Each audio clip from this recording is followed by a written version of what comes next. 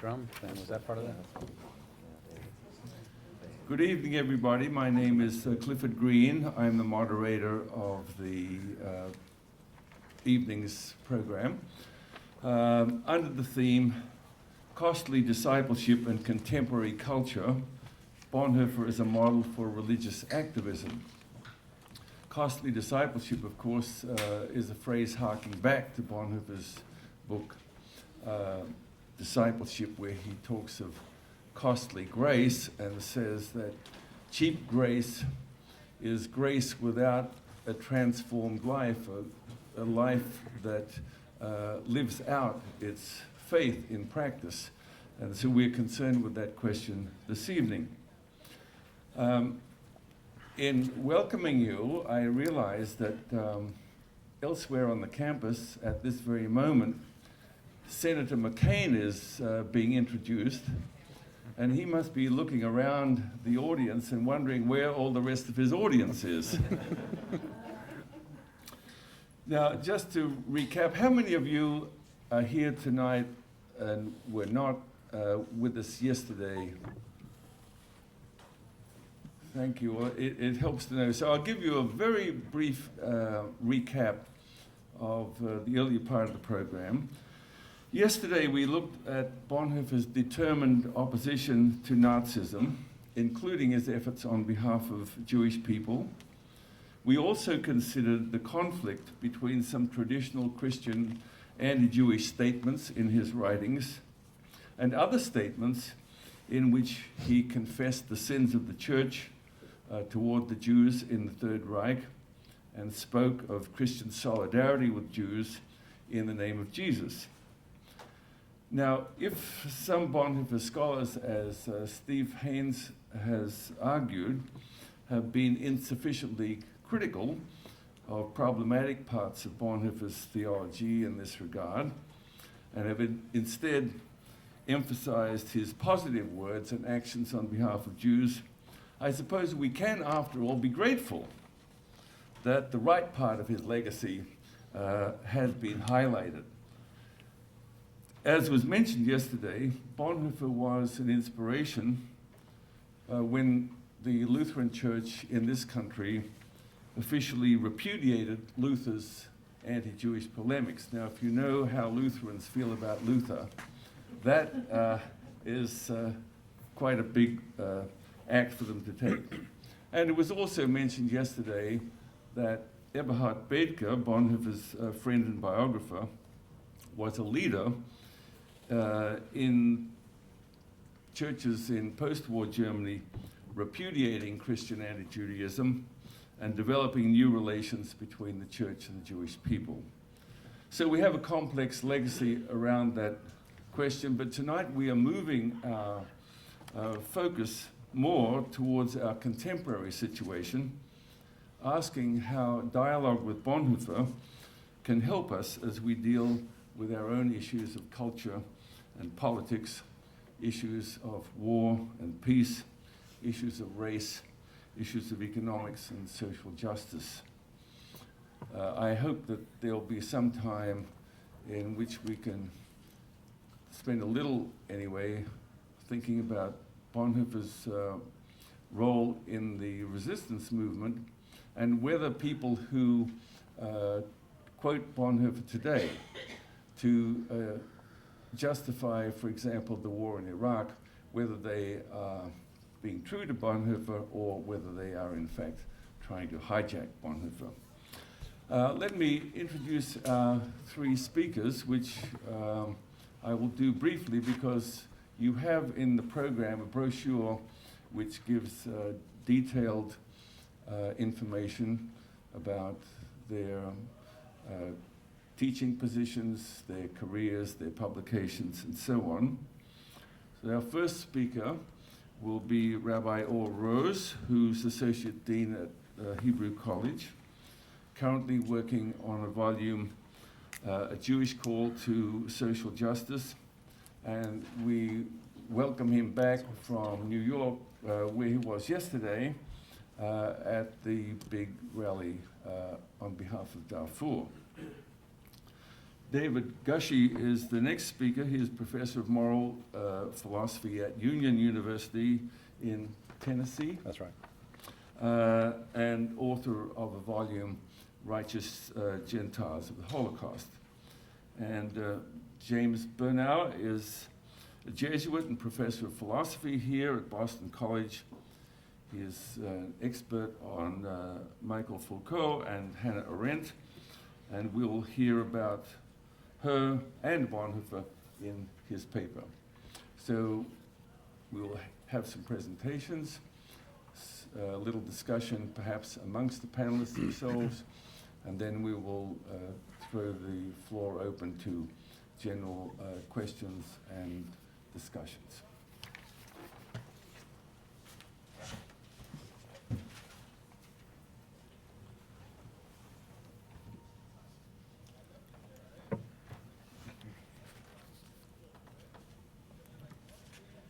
Good evening to all of you.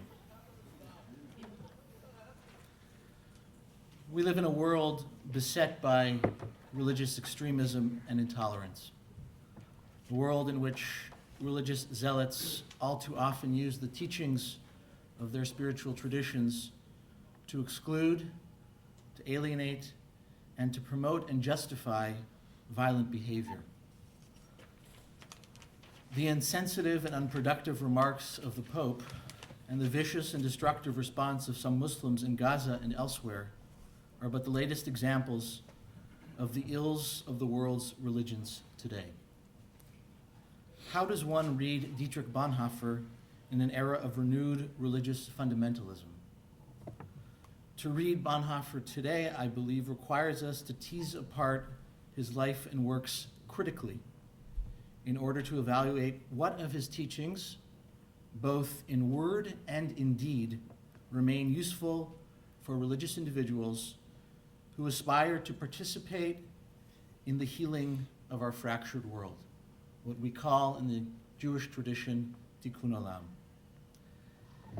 As I reflect on Bonhoeffer, I'm at once deeply admiring and critical of him. I find many of his reflections on the inner life of the spiritual seeker and the cultivation of a religious community to be deeply inspiring. As a Jew of German and Polish descent, whose relatives were murdered by the Nazis, I have tremendous respect for his resistance efforts against Hitler. Even if he was motivated more by church-state issues, as Mordechai Paldiel, the director of Yad Vashem, insists, than his respect for Jewish life.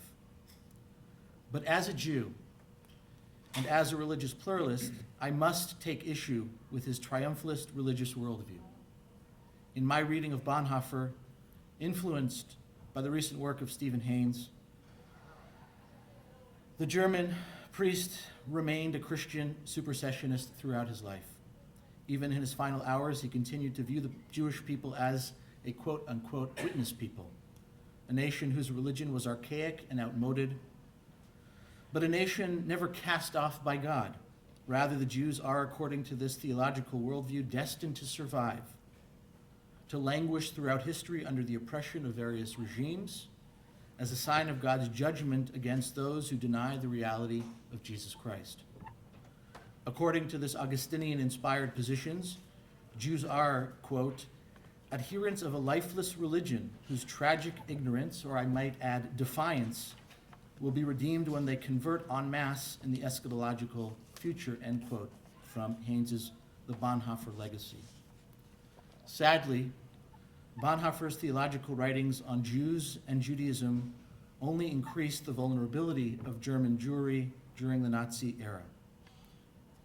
In light of Bonhoeffer's writings on the Jewish tradition, and in light of the ongoing challenges of interfaith relations today, I wish to share with you this evening my own nascent theological reflections on the relationship of Judaism to other religions, both Abrahamic and Eastern. It is my hope that these comments will contribute in some small way to the growth of tolerance and respect among people of different faith traditions. The starting point for my thinking on interfaith relations begins with the assertion that all human knowledge is finite. This is true of matters secular and religious. And so when we speak of God, we must always remember that our knowledge of the divine is limited. As the philosopher of religion John Hick writes, we are related to the ultimate through a screen of human concepts and images. And these concepts and images vary not only between the traditions, but also even within them. I would add, confessionally, even within this individual day to day. The authors of the great medieval mystical work, the Zohar, express a similar sentiment in a reflection on the ancient Hebrew term Elohim, the most common name for God in the Hebrew Bible. The Kabbalists deconstruct this name, reading it as two separate words, me and ele, this and who. On the one hand, we are encouraged to seek out the divine and name our experiences. Ele, this is my understanding of God, and it is based on this understanding that I choose to shape my life. On the other hand, we must never delude ourselves into thinking that we possess perfect knowledge of the divine. For God is also me, that mysterious and ineffable reality that surpasses all human thought and language. It is powerful that the context for this discussion in the Zohar is the incident of the golden calf. Exodus 32. Frightened by Moses' prolonged absence atop Mount Sinai, the Israelites demand that Aaron fashion a god for them. Aaron collects the jewelry of his people and creates a molten calf for this restless rabble. Upon seeing this newly formed object emerge from the fire, the people exclaim, "This is your God, O Israel, who brought you forth from the land of Egypt." Translated back into Hebrew, Ele Elohecha Yisrael. What the authors of the Zohar are trying to tell us is that the children of Israel in this moment of desperation replace God with an idol. Unable to bear the anxiety of God's mystery, what has he done with Moses after all? They implore the high priest to provide them with an uncomplicated, tactile substitute that they could fully apprehend. This ingenious reading of the episode of a golden calf reminds us of the need for epistemological humility. While we may long for theological clarity, we must abide the mystery of the divine. To do otherwise, according to the authors of the Zohar, is to commit an act of idolatry. If we accept the reality of God's mystery, then we must also acknowledge that every religion is an imperfect attempt at translating our religious insights into words, symbols, language, and deeds. This is true of traditions, ancient and new. Rabbi Abraham Joshua Heschel of blessed memory articulated this belief when he stated, "As a report about revelation, the Bible is itself midrash." That is to say, even the texts that we consider to be foundational to our faith communities are products of human interpretation. And because they are the work of finite beings, they are necessarily imperfect. This does not mean that they do not possess great wisdom and insight, but they are not the unmediated word of God. As one who views the Hebrew Bible as an edited work, produced by many people over several generations, I recognize that within the Tanakh there are significant differences of opinion on matters large and small. As the Bible scholar John Levinson notes, not all of the biblical authors believed in or even knew of the revelation at Sinai. We must also realize that just as the biblical authors held divergent views, so will each and every interpreter of the Torah and other sacred texts. This hermeneutical principle is captured eloquently in the following rabbinic statement. "Is not my word like a hammer that breaks the rock into pieces?" Quoting from Jeremiah. The rabbis continue, "As the hammer splits the rock into many splinters, so will a scriptural verse yield many meanings." Michael Fishbane, another Bible scholar, offers an evocative comment on this subject. Quote, "The point is that Judaism is a text culture, which has been ever nurtured by study and interpretation. The interpreter and the text interpenetrate in dynamic ways, the individual finding that layers of his or her deepest self have been textualized by the study, so that the sacred texts provide a new language for ongoing life experience and inspiration, whereas in turn the text reveals itself as marked by the accumulated readings of its many seekers and learners. It is this sensitivity to the dynamism and the idiosyncratic nature of each and every exegete that leads the editors of the Talmud to record majority and minority opinions on virtually every subject.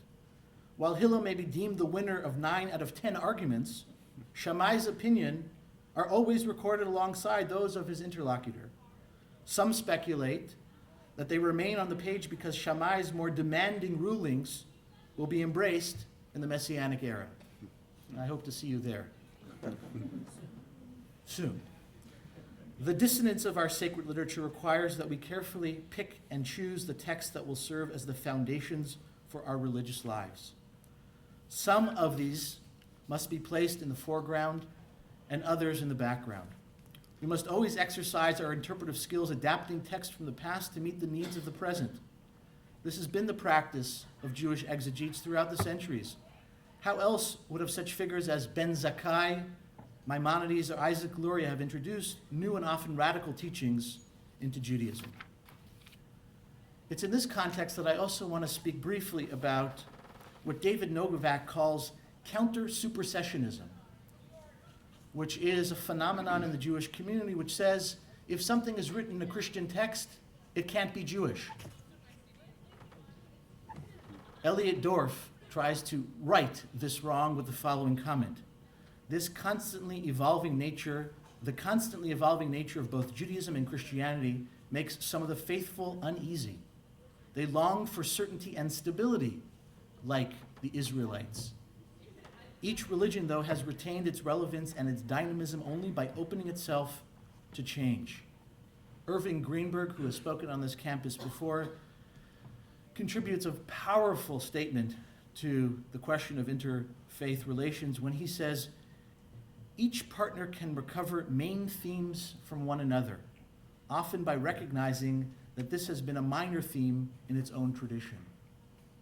Maimonides could have never emerged as the greatest single intellectual in Jewish history had he not read Plato, Aristotle, and all of the Arabic translations of those works. Isaac Luria and the Circle in Tzfat could have never composed the Kabbalat Shabbat service, the service for Friday evening, had they not read Sufi mystics.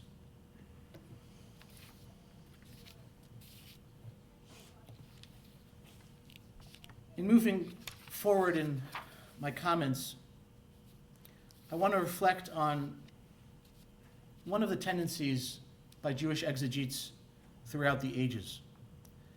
And that is, while there are a number of exegetical strategies that have been used by previous generations, more often than not, traditional Jewish commentators try to demonstrate that even as they innovate, they are being continuous with past traditions. They don't want to say, this is new, this is fresh, because that questions their authority. Instead, what they usually say is, we are merely uncovering layers of meaning as of yet not touched upon by earlier sages. This is what gives rise to the rabbinic idea that Moses was given at Sinai all of the future knowledge of all the future oral traditions that would be recited by future sages. But the truth is, in the context of interfaith relations, one of the things that I have found most frustrating is that we are often not willing to engage troubling texts honestly and straightforwardly. There is a time, to quote James Carroll, when you must preach against the text. Judith Plaskow has been particularly important in my formulation of these ideas. She says, why engage with tradition if we're not prepared to look at the ways it shapes us for good and for evil? She goes on to say, to ignore, suppress, or interpret away troubling text is to leave the negative to do its silent, poisonous work like an old, dirty family secret. Or whether we turn and grapple with ambiguity and ugliness and force them to yield meaning. Confronting the hard places in tradition and in our lives is neither comfortable nor easy, but it is a necessary step in shaping a Judaism that is inclusive and life-giving, in continuity with tradition and yet responsive to the contemporary world. In trying to open my sacred literature with an intellectual honesty, I have no choice but to admit that Judaism is and has been for centuries a highly patriarchal tradition. There are layers upon layer of hierarchies between men and women, between Jewish men and Jewish women. Perhaps the most problematic in this context is the notion of the chosen people, since we began with the question of the witness people. Richard Rubinstein points out an important lesson about the notion of supersessionism. In his reflections and after Auschwitz, he says to his Jewish audience, remember, we bequeathed this to Christians. We ourselves were latecomers to the ancient Near East. Anxious about our place in that world, we created a narrative which talked about our centrality to the cosmic drama. Rabbi Jonathan Sachs, whose work on the dignity of difference I greatly admire, tries to navigate around this issue of chosenness by saying, well, if you read the Bible carefully, particularly the book of Genesis, you'll come to see that God chooses Abraham for a particular reason, to demonstrate to the rest of humanity that each and every other people is also chosen. While it's an inspiring reading, I don't find it to be convincing based on the narrative of the Hebrew Bible. Another person who has weighed into this issue significantly is that of Mordechai Kaplan. Kaplan, frustrated with anthropomorphic images of the divine generally and of chosenness specifically, tried to reorient the conversation away from chosenness to vocation. Each and every people has its own vocation in the world. While I find that inspiring to a certain extent, I also find it too essentialist. Does Judaism have one vocation? Does Christianity have one vocation? It calls to mind what the great Jewish philosopher Franz Rosenzweig thought about Judaism and Christianity. Judaism stood at the center of his star of redemption, as a people already at home, as it were, with the divine, and Christianity's responsibility was to bring that message to the world. I think there has to be a more complicated and dynamic relationship between different faith traditions. I must tell you that the most complicated piece of chosenness for me as a practicing Jew is in my prayer life. Because philosophically, theologically, intellectually, in an abstract setting, I can talk about the need for a revision of ideas. But what happens during prayer? What happens when I am given an aliyah to the Torah? When I have the opportunity to say blessings over the Torah? The traditional blessing is, Asher bachar banu mikol ha'amim, who has chosen us from among the nations of the world. Do I continue with that liturgy because disrupting the flow of that liturgy somehow cuts me off from generations past? Or do I make every liturgical opportunity a moment for critical self-examination? I don't know. The truth is, every Saturday I do something different. At this point, I want to talk with you about the need for particularism. I remain an absolutely committed Jewish person. I've tried to run to and fro, but this is who I am. I want to quote Hick again, because his words resonate deeply with my life experience. But let me add at this point that there is perfectly good sense in which for me, and me could be anyone, my religion is the truth and the true path to salvation. I was born into it, it has formed me and nourished me. It has, so to speak, made me in its own image, so that it fits me and I fit it as probably no other can. But what the pluralist insight is telling us is to recognize that exactly the same applies to the people of other faiths. While we usually think of tribalism as the extreme of particularism and dangerous for good reason, Jonathan Sachs, who I criticized a moment ago, has a very profound insight. He writes, the paradox is that the very thing we take to be the antithesis of tribalism, universalism, can also be deeply threatening. He talks about the threats of universalism through a very interesting expression. He calls it exercising Plato's ghost. What does he mean by this? In Plato's philosophy, as some of you know, there is a world of ideas where difference is resolved into sameness. Particulars give way to universals. What is true for everyone at all times. But as Sachs points out, our very dignity as human beings is rooted in the fact that none of us, not even genetically identical twins, is exactly like any other. I find that instructive since my wife is about to give birth to twins. Sachs articulates this in a gem. God is universal, religions are particular. We all occupy concentric circles of relationship. We must remember, of course, that we are universal and particular. The message is articulated quite profoundly through the two covenants that are made mention of in the book of Genesis and Exodus. We are a part of Noah's covenant, a covenant with all humanity, and as a member of the Jewish people, I am also a part of a covenant at Sinai. When one looks at the behavior of Moses, the great leader of that second covenantal experience, there are some instructive moments in his life. One, Moses rescues Israelites from Egyptians.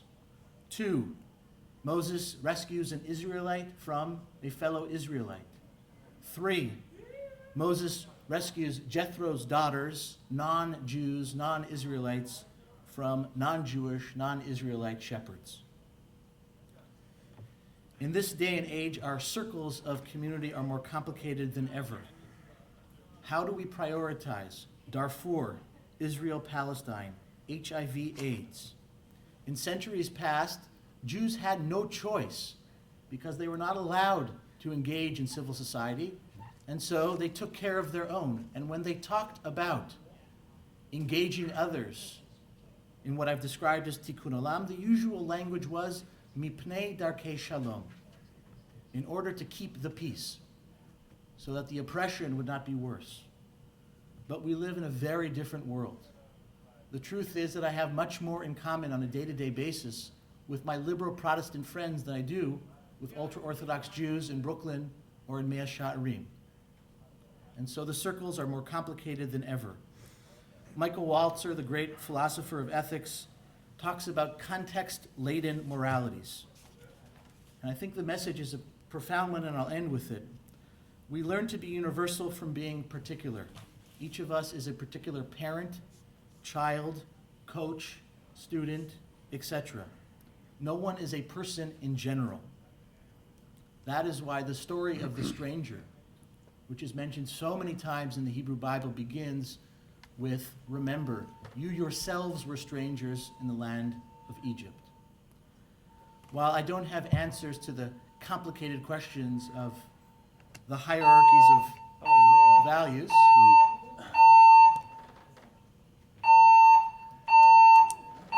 I'll end by thanking you for listening to me.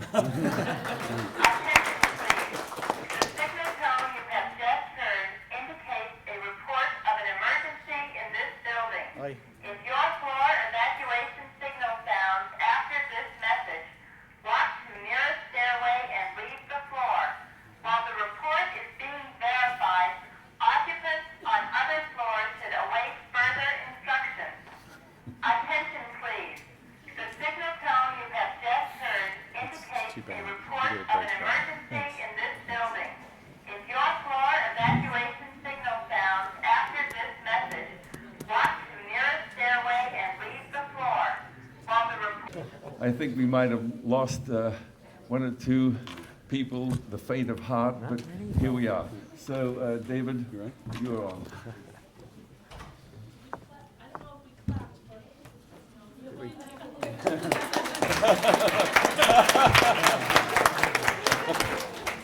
Thank you.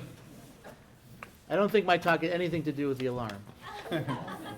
I I suggested to him that it was a voice from Sinai. Most unfortunate to have your closing peroration just cut off like that, but it was a great paper. And hopefully we'll have no more alarms and we'll be able just to proceed. I am grateful for this invitation and the chance to participate in this important conference. It's especially good to be in anything organized by Victoria Barnett, who is a dear friend of mine. Thank you for the invitation. I want to speak today pretty closely to the theme, Costly Discipleship in Contemporary Culture, Bonhoeffer as a Model for Religious Activism, and to be very specific about my identity as I do this. I would define myself as a religious scholar activist, but not just that, but as a Christian scholar activist. Not just that, but as a Protestant Christian scholar activist. Not just that, but as a evangelical Baptist Protestant Christian scholar activist. There we go.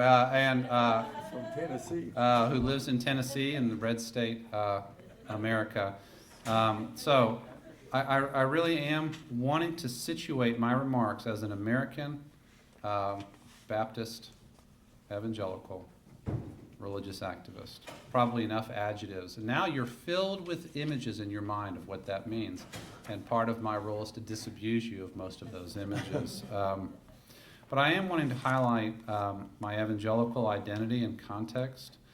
As I am the only, I think, self-identified evangelical speaker at this event, I think that part of my role is to bring Bonhoeffer into conversation with that context, with that identity, to try to help interpret this context to a diverse audience. Everybody now knows that evangelical Christians represent about 25% of the American population. And there is a considerable amount of attention being given right now to everything about evangelicals. How we vote, how we think, how we relate to politics and culture. And I'm in that world, and I'm happy to try to function as an interpreter of that world outside of that world. I do know that I cannot speak for all who share my context or identity. I can reflect on what the witness of Dietrich Bonhoeffer means to me in these times. I can try to articulate the many ways in which what I teach, write, and do as an activist reflects my long-standing effort to remain faithful to Bonhoeffer's demanding example. Even as I am aware, following my friend Steve Haynes, that there is an inherent danger in, quote, every portrait of the Protestant saint that seeks to translate his heroic sanctity into contemporary inspiration. This leads to one especially important disclaimer. Inevitably, any effort to read Bonhoeffer for his contemporary significance involves all kinds of leaps of judgment, and need to be aware of those leaps of judgment. It also involves making comparisons between pre-World War II Germany on the one hand and the contemporary American context on the other. And that is very tricky at a number of different levels, especially if one sees similarities, parallels, and possible analogies between the two settings. It is easy to be misread as equating, say, the United States with Nazi Germany, or U.S. Christians with the German Christian movement. I am not attempting to offer such an equation today, and I do not want to be misunderstood along those lines. I am doing, though, will do what I was asked to do, which is to think about the significance of Bonhoeffer for my own efforts to be faithful to my Christian calling in my context. And I'll be, pretty, self-disclosing about some of the things that I'm involved with that may kind of draw some of those connections. He was a man who was attempting to be faithful to his Christian calling in his context, and I am attempting to be faithful to my Christian calling in my context. And so that's, I think, how models work. And that's, so I want to kind of reflect on some of those things.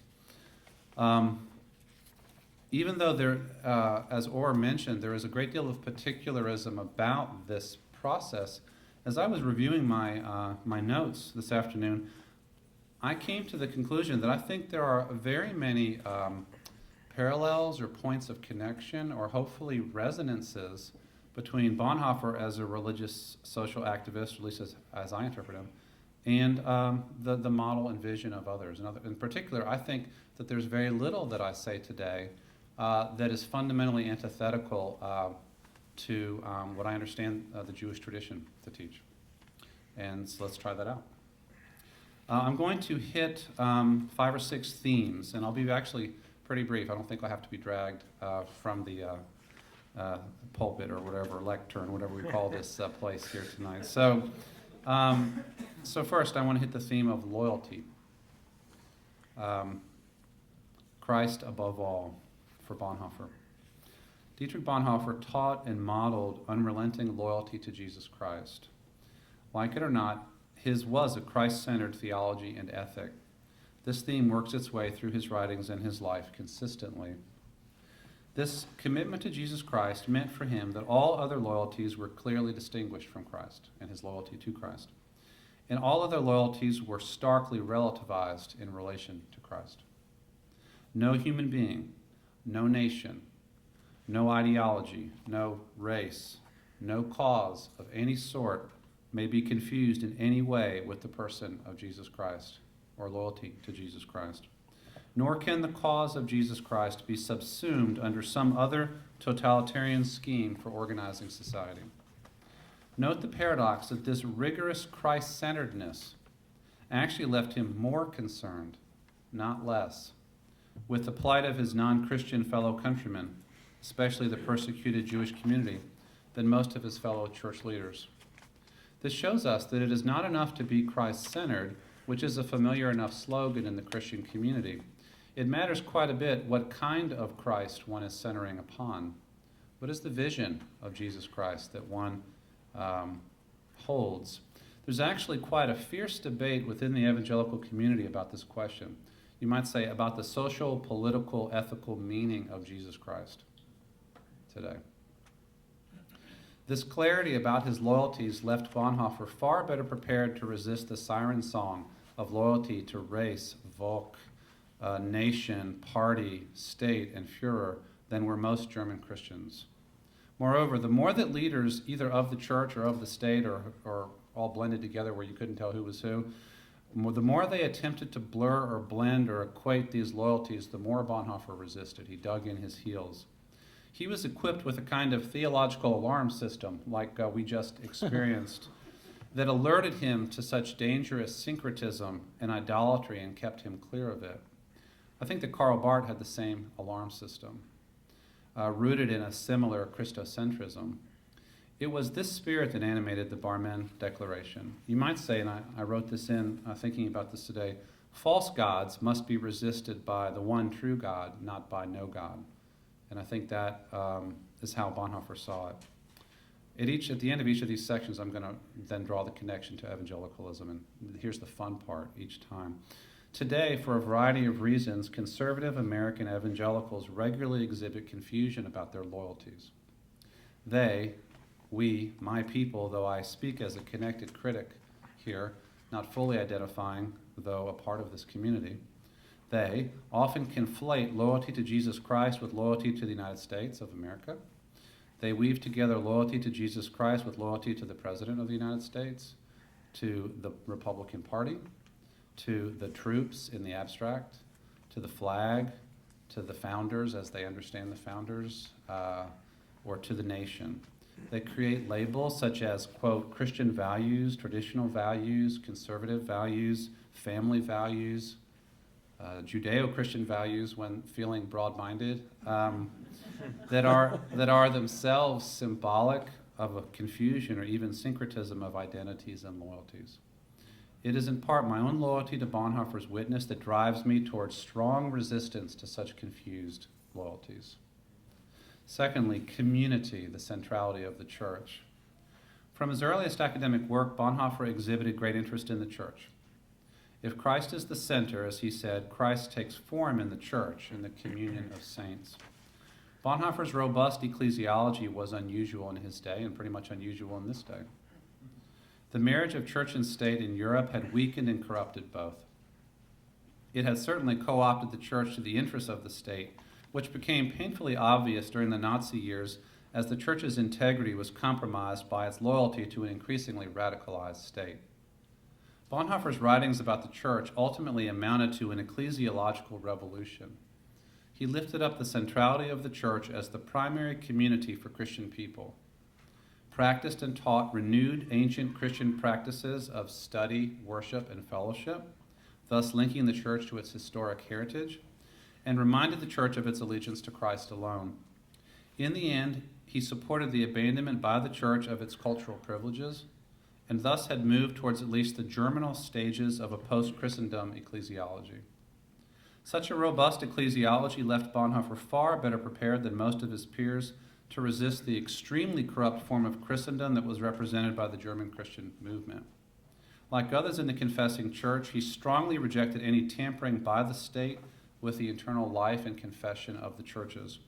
He sought to disentangle and clarify the identities marked German and Christian at a time when they were being purposely entangled by Nazi leaders and their allies in the church. One way he did so was by pioneering a new model of seminary training in his work with the underground confessing church seminary. You might say then, to kind of encapsulate this, corrupt communities must be resisted by alternative communities, not by no community. I believe that even though evangelical Christians have created vast numbers of churches, some of them massive cathedrals of our own age, the cathedrals of our time are at Willow Creek and Saddleback and places like that around the country, filled to the brim with people, we still have not been particularly strong in our theology of the church. On the one hand, our pietistic individualism creates a Jesus and me ethos that often weakens any loyalty to the community of faith or any willingness to submit to a disciplined covenantal vision. Like Christians in Bonhoeffer's time, we retreat into a happy privatized faith. On the other hand, the moral mediocrity of this kind of church leaves us hopeless, really, about the church as the center of God's redemptive enterprise in the world, or even as a center, or even as anything possibly good happening there of a moral nature. And so we turn inward or heavenward in our despair, or we turn to the state to enforce the values we can't see to advance in our own churches. I believe that the weaker our ecclesiology, the stronger our tendency to confuse the identities American and Christian, and to offer excessive loyalties to worldly powers. Part of my own loyalty to Bonhoeffer is a strong emphasis on and involvement in a robust local church. I have sought to be clear that the primary audience for Christian ethical reflection is the church, and the primary task of such reflection is to strengthen our faithful obedience to the concrete teachings and witness of Jesus Christ.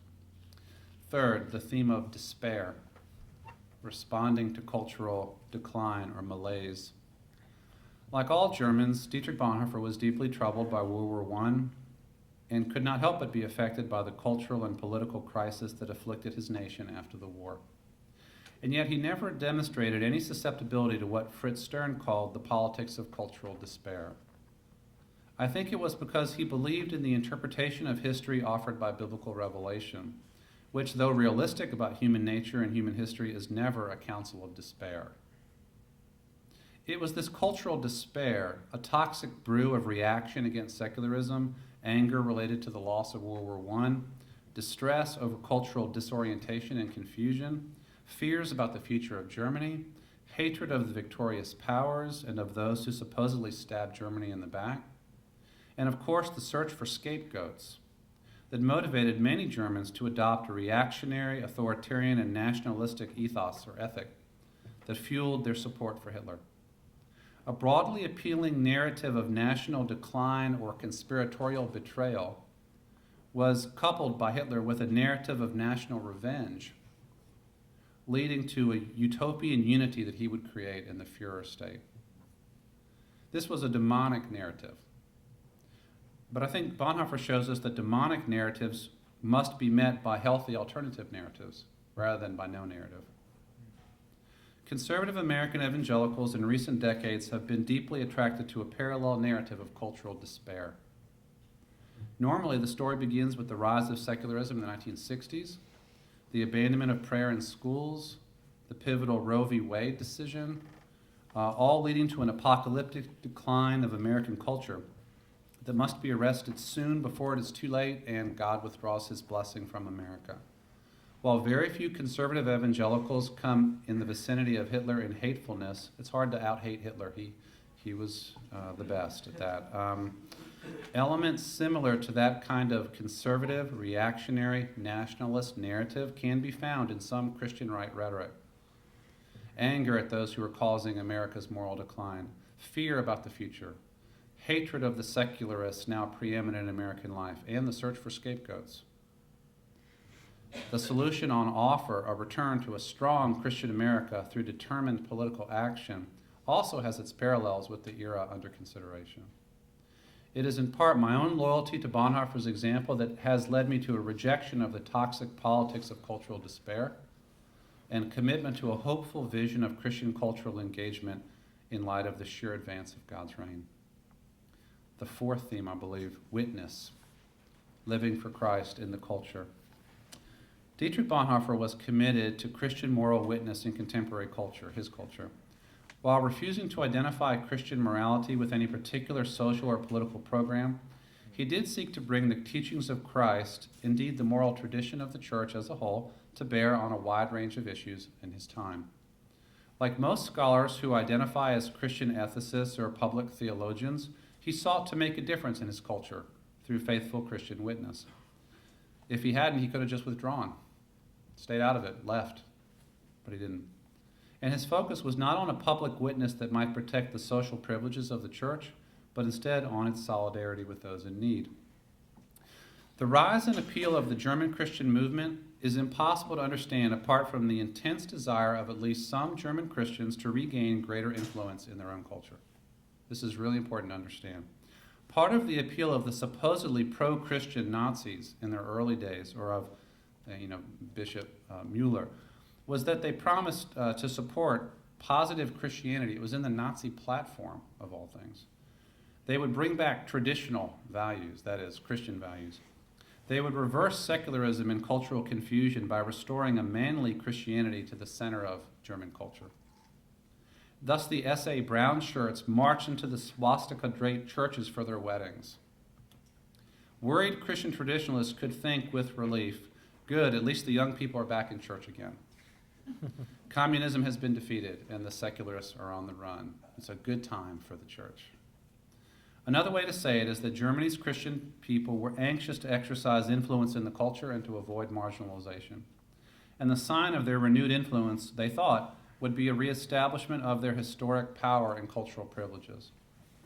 They were thus susceptible to the false promises of the Nazis that Christianity would again receive such privileges that it had once received. They were deceived by the appearance of influence in the form of young men wearing brown shirts occupying the pews. I believe it is apparent that conservative evangelical Christians in the U.S. are also anxious to exercise influence in the culture and are also concerned to avoid social marginalization over against secularism and other alternatives.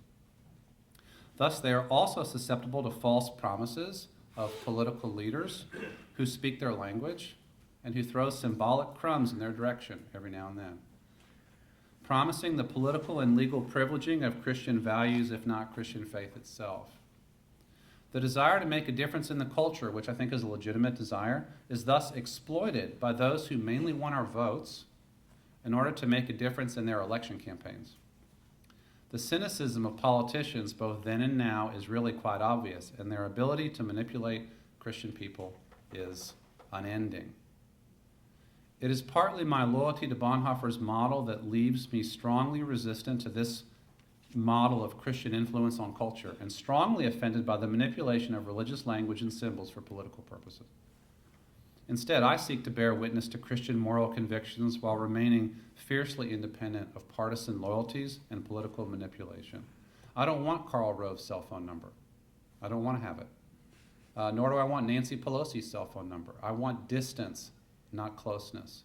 It's closeness and therefore the appearance of influence that is proving deeply corrupting for evangelical Christians. You might say, though, that the corruptions of our quest for social impact as Christians must be met by healthier models of moral witness rather than by no moral witness and withdrawal.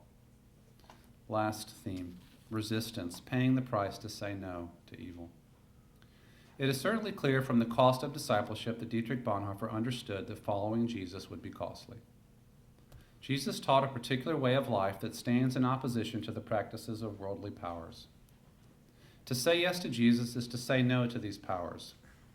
Such resistance is costly. It can involve the ultimate cost of laying down one's life. And of course, the enduring power of Bonhoeffer's example is that on this score, his life ended up reflecting his teachings. Not just in the end, but all through it. From the very first time that Bonhoeffer had to make a choice as to how to relate to Hitler and his regime, he chose resistance. He resisted Hitler and the pernicious influence of Nazism. Steve Haynes' book points out the various points at which he lost privileges and paid a price, and ultimately it went to the extent of taking his life. The proper pattern, I think, is established. We follow Jesus come what may. That's the fundamental decision. Having already announced or renounced the ultimacy of any loyalty other than loyalty to Jesus, we are prepared to pursue the path of discipleship where it leads.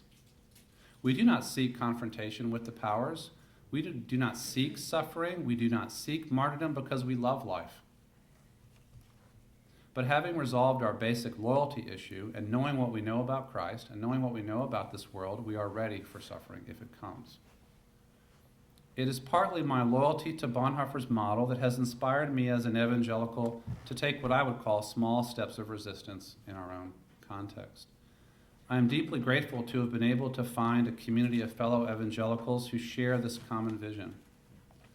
I try to bear Christian moral witness. I'm almost done. Try to bear Christian moral witness where I think that leads. Sometimes that leads to positions that make people on the left angry.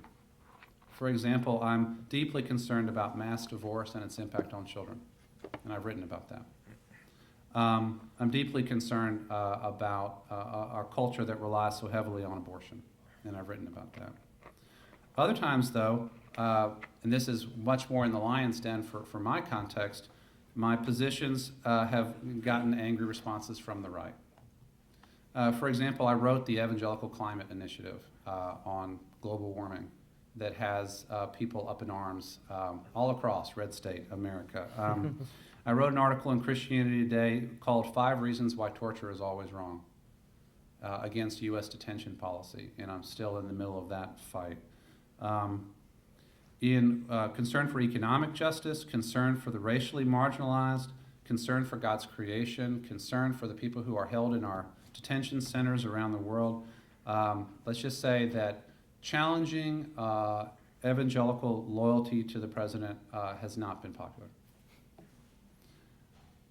But I would say it's not just me, and so far the discomfort is small. We interpret it, those of us who are involved in this, as natural outflow of what it means to follow Christ in our context. And this we have learned from Bonhoeffer and from his witness of fidelity to Jesus Christ. Thank you very much.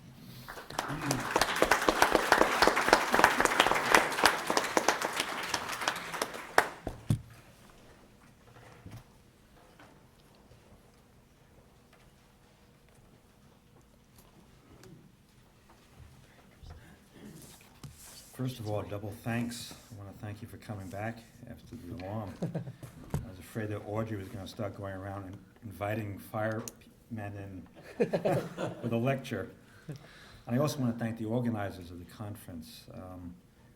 I've learned so much these last 2 days, and I do feel somewhat out of place. I've read Bonhoeffer, but only occasionally, like many. I read him during the early 70s in conjunction with the Vietnam War. And since this invitation came, I've read a lot more of him and about him. And even this summer when I was in Berlin, I went over to the house, his family home, where he wrote some of his works and where they have an outstanding exhibit. But I thought perhaps what I could do tonight is bring him into conjunction with a thinker that I know far better, and also in terms of our theme, and I'm thinking here of Hannah Arendt. If we want to speak about the political implications he might have, I think she's a good person to have conversation with, being as her significance for understanding contemporary politics. And it's also her 100th anniversary, I must say, that occurred to me. While they were both born in 1906, and in Germany at that, I understand those who would doubt that bringing Hannah Arendt's political thought into conversation with Dietrich Bonhoeffer's theological text is a promising direction for this panel's theme. Certainly he did not know of her, and to my knowledge, his name makes but one appearance in her published works, and that in a letter in which Karl Jaspers recommends him to her study of resistance in Nazi Germany. She did not take his advice, and perhaps his absence is not surprising, because many would regard her philosophy as entailing a dismissive lament over the ultimate unworldliness of Jewish and Christian life and thought. Such a judgment, however, would overlook Arendt's own theological preoccupations, which remained with her from her earliest university studies, when she decided to become a theology major after attending the lectures of Romano Guardini at the University of Berlin. Even as a philosophy student, Arendt would follow the theology courses of Bultmann and Tillich, study Kierkegaard, and write a dissertation on Augustine. My comment this evening shall draw out some implications of her religious interest and aim to emphasize certain insights in Bonhoeffer's thought that Arendt's 30 years longer lifespan was able to confirm and develop. Both of them had to confront the toxicity of Western culture's spiritual dynamics. Bonhoeffer primarily in terms of the exploitation of Christian categories by such groups as the Deutsche Christen. Arendt principally in the abuse of religious perspectives during the struggles of the Cold War. Their thought intersects in at least three domains, and these will make up my three brief comments. First, worldliness. Second, sin and evil. And third, Jesus. First, worldliness. Certainly their mutual embrace of worldliness is the key commitment that engenders their visions of activism, and both of them make central to any worldly thinking the criticism of religion. For both, that criticism is the beginning of wisdom. It is interesting to note that Cardinal Ratzinger, currently Pope Benedict, while not totally accepting religionless Christianity, wrote in 1992 of the danger of forgetting, quote, the criticism of religions that has been burned into our souls, not only by Feuerbach and Marx, but also by such great theologians as Karl Barth and Bonhoeffer, end of quotation. In Bonhoeffer's words, for the sake of real people, the church must be thoroughly worldly. It is a worldly reality for our sakes. Amor Mundi, Love of the World, was the title that Arendt originally wanted to give to the book that was published as The Human Condition, and is the best expression for her deepest commitment. Her thought is a new partisanship for the world that consisted of three interrelated perspectives: a vision of human existence as worldly, an understanding of human community as political, and a portrait of the life of the mind's worldly tasks.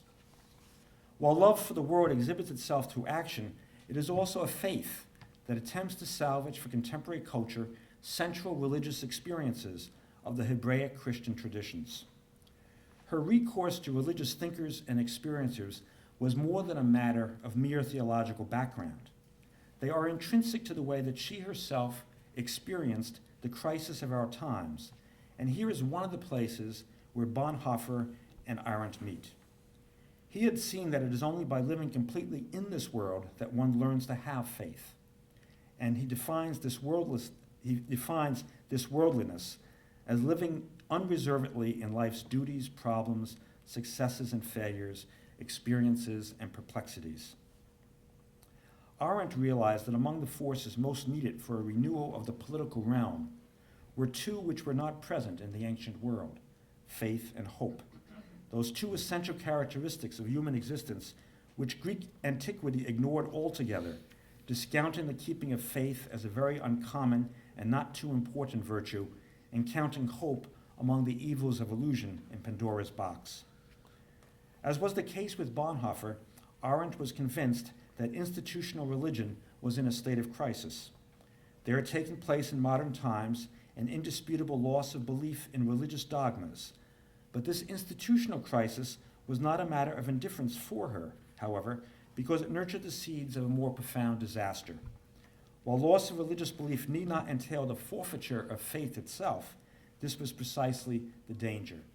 To quote Arendt, "But who can deny that faith, too, for so many centuries, securely protected by religion, its beliefs and its dogmas, has been gravely endangered through what is actually only a crisis of institutional religion?" End of quotation. Amor Mundi, love of the world, was the faith she proposed as the way of overcoming this danger.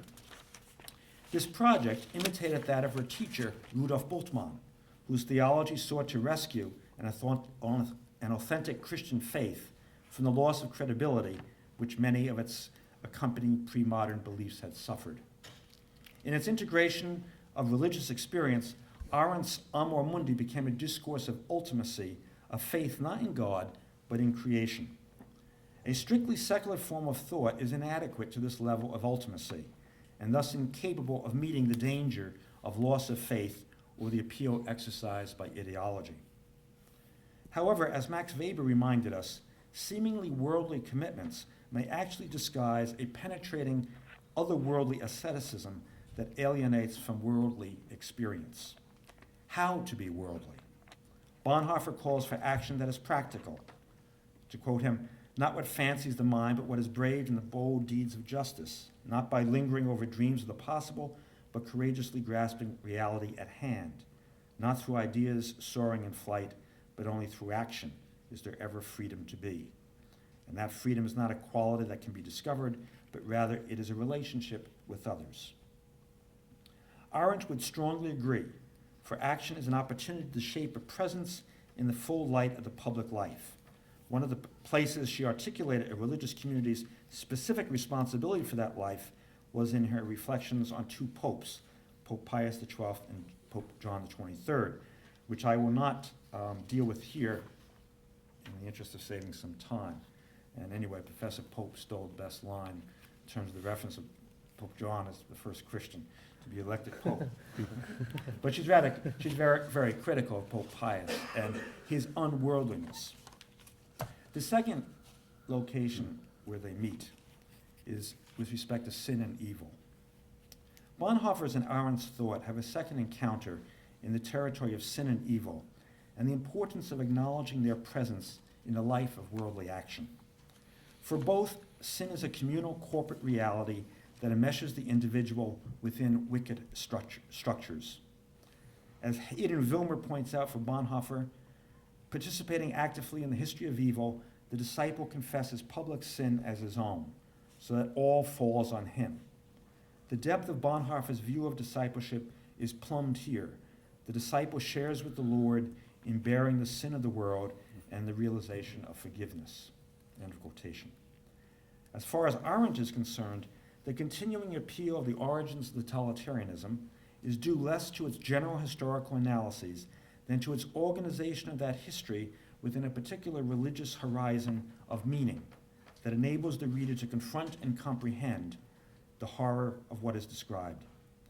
The focus of her portrayal is not the wicked deeds perpetrated by individual people, but rather a fallen state, a sinful condition which is a feature of our age, or as the book's original English title had it, the burden of our time. This fallen condition is described as an absolute evil, by which she means that it is not comprehensible in terms of wicked motives of self-interest, greed, covetousness, resentment, lust for power, and cowardice. It is the person's rebellion against the human condition itself, the determination to create a new man according to a technology justified by ideological claims to absolute knowledge of the laws of life and history. Running through the book is a sense of universal responsibility for crime which has often been misinterpreted by Arendt's critics as a moral condemnation, not only of victimizers, but also of victims. In fact, she is describing a fallen state that makes revolt against the human condition a universal temptation. She will later pay tribute to the American Revolution's Christian realism, which prevented its leaders from sharing the absurd hope that the human person might still be revealed to be an angel. She will praise this realism in a number of other contexts, a praise which conflicts with her tendency to see images of unworldly innocence as having their source in Christianity. This realism is beyond the horizon of the secular mind, which is committed to a universal innocence that is only lost by the evil actions of specific individuals. Totalitarian evil operated on a different terrain. I stress the notions of sin and evil, which Bonhoeffer and Arendt recognize, because they may be the essential keys to successful political activism. Bonhoeffer was particularly insightful in seeing the responsibility of the church's failure to deal with the African American situation in shaping what he called a Protestantism without Reformation. David Chappelle has made a very persuasive argument for the thesis that the civil rights movement, probably the most successful social movement in American history, only succeeded when African Americans abandoned liberal confidence in reason and natural progress for a prophetic religious discourse of sin and redemption. These reformers, according to Chappelle, recognized that they had to stand apart from society and insult it with skepticism about its pretensions to justice and truth. They had to force an unwilling world to abandon sin, in this case, the sin of segregation. The world to them would never know automatic or natural progress. It would use education only to rationalize its iniquity. The religious aura of Arendt's conceptual schema is exhibited best in her analysis of action. The delineation of that realm allows her to introduce two powers which she sees as essential both to the character of the actor and to the preservation of the realm itself. These are the powers to forgive and to promise. Both are put forward as specifically worldly acts. For Arendt, forgiving is a necessary interpersonal act, and she contrasts it to the moral standards for ruling which were developed by Plato from the private experiences of the self. Promising is put in opposition to the darkness of the human heart, which symbolizes the unreliability of the human being, who is always capable of change from day to day. Forgiving and promising shelter the realm of action, for they remedy the two predicaments intrinsic to action. Forgiving is a redemption from the predicament of action's irreversibility, the fact that once an action is done, it cannot be undone. What allows the actor to recover from deeds which were performed but which are regretted is the forgiveness received from others. Without such forgiveness, without release from the consequences of our acts, we would be confined to the first mistaken deed for which we are responsible. Forgiveness allows the continuance of a public life, which always carries the risk of unanticipated, regrettable consequences. Promising is a liberation from the predicament of the actor's chaotic unpredictability. When people come together and pledge themselves to a course of action, they make a mutual freedom and a common political achievement possible. The superiority of those capable of promising over those who are unbound by any promises and unkept by any purpose is that they have the capacity to dispose of the future as though it were the present. That is, the enormous and truly miraculous enlargement of the very dimension in which power can be effective. Deprived of the ability to make promises, we would be without a stable individuality and would lack the ability to join with others in contributing to the world an achievement worthy of future remembrance. Third and finally, Jesus. Arendt's tribute to forgiveness and promising enables her to introduce into political experience two of the most potent religious acts. Promising is the politicalization of the biblical covenant, and Arendt's utilization of it allows her conception of politics to bask in the light of the experience of salvation and of the establishment of a people's identity. Arendt claims that Jesus of Nazareth was the discoverer of the role of forgiveness in the realm of human affairs, and interprets his teaching to mean that forgiveness must be mobilized by men toward each other before they can hope to be forgiven by God also. While forgiving is eminently personal, where what was done is forgiven for the sake of who did it, this capacity need not be rooted in an unworldly love, but in the respect owed to others by their very existence. Whether her distinction between love and respect ultimately holds up, Arendt nevertheless manages to incorporate the power and appeal of forgiveness into her model of politics. Such a power is crucial for an historical experience that has been conceptualized as sinful. Arendt is at her boldest in absorbing the experience of Jesus into her model of political life. She regards his insights into the faculty of action to be as original and unprecedented as were Socrates' experiences of thought. Her esteem for Jesus is based on the conviction that his faith was closely related to action, and that the New Testament's portrayals of him have philosophical implications. The most significant of these is that freedom is presented as the power of performing miracles. To quote Arendt, "The only activity Jesus of Nazareth recommends in his preaching is action, and the only human capacity he stresses is the capacity to perform miracles." End of quotation. The appeal of this form of freedom for her is that it directly confronts the modern fascination with history as a natural process. The work of faith, actually its product, is what the Gospels call miracles, which are interruptions of some natural series of events, of some automatic process in whose context they constitute the wholly unexpected. As Arendt points out, this power to perform miracles is not rooted in will or thought, but in faith. This faith's most essential effect is the personal acceptance of what she calls natality. Specifically differentiated from the classical emphasis on human mortality is the experience of the promise which one's beginning possesses for the world. For her, the very purpose of being is to begin, to inaugurate. And she never tired of citing Augustine's definition of the human person, that there is a beginning, man was created before whom nobody was. Natality is the miracle that saves the world, and its source is faith's discernment against the background of natural processes of the infinite improbability which every new beginning represents. For Bonhoeffer, Jesus called people to a new life, not a new religion. Although the historical Jesus was central to her faith, Arendt certainly never accepted any orthodox claims regarding his divinity. For her, there was a chasm between the Jesus of the Gospels and the Christ of the Pauline text. Quote, "I don't feel any loyalty to Christ. I may feel loyalty to Jesus because that is indeed an example, what Jesus did and his whole life, the logoi, and all the stories. This can indeed become an example." End of quotation. Perhaps Orthodox Christians have underestimated this worldly appeal of the historical Jesus, especially when they recall the historic impact of such powerful presences as Mahatma Gandhi, Martin Luther King, and Nelson Mandela.